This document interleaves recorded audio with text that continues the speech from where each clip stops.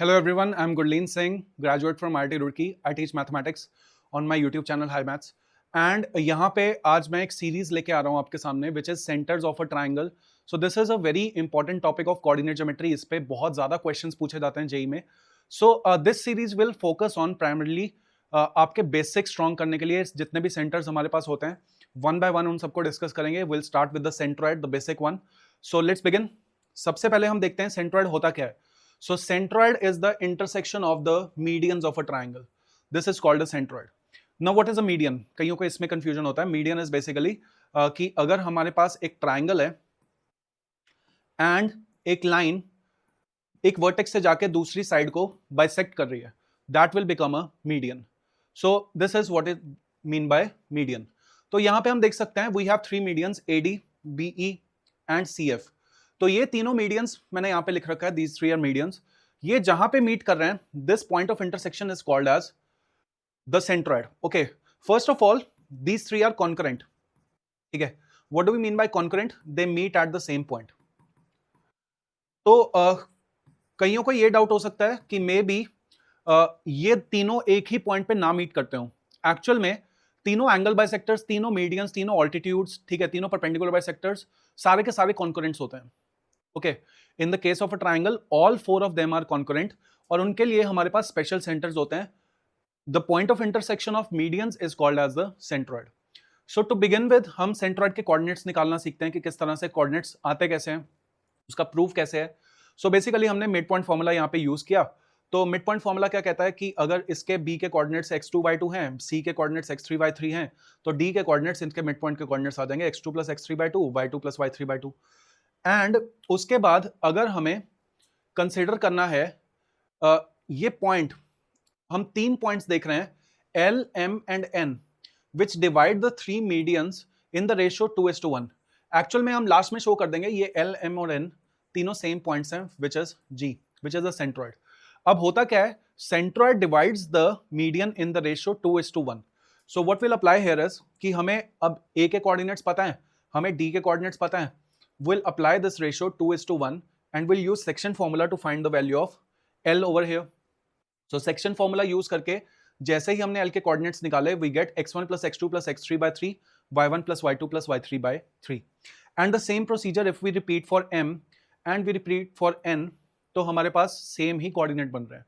तो इसका मतलब एक ऐसा point है which is dividing all the medians in the ratio 2:1 and that point is called as the centroid, क्योंकि ये तीनों points हमारे पास identical आ रहे हैं. So medians are concurrent at the centroid and centroid divides the medians in the ratio 2:1. So this is how we prove that the centroid divides the medians in the ratio 2:1 and its coordinates are x1 + x2 + x3 by 3 and summation y1 by 3. Next, let's move on to some properties.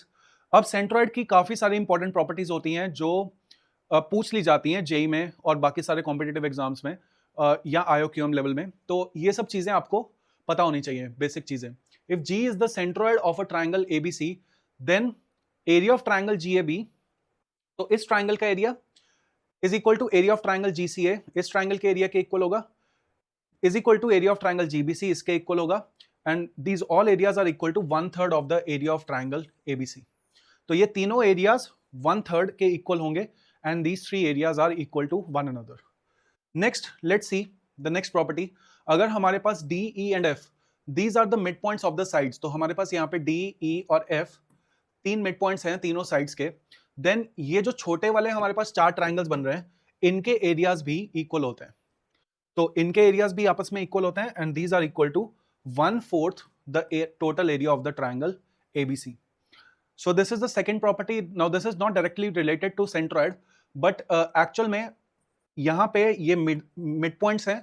That's why this is related somehow to the centroid. ठीक है, और इस छोटी वाली triangle का centroid भी हम figure out कर सकते हैं. Next, let's see if E and F are the mid points of the sides AB and AC. तो हमारे पास जब E और F से हम एक लाइन ज्वाइन करते हैं, so this is basically the mid point theorem. EF जो लाइन होती है, this is parallel to BC and EF is half of BC. So the line joining the midpoint of the sides of a triangle is parallel to the third side and is half to the third side.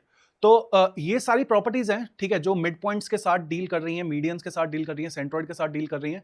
तो कहीं भी कोई भी चीज लग सकती है किसी भी क्वेश्चन में, कहीं भी कोई भी चीज यूज हो सकती है, तो इसलिए ये सब जानना जरूरी है.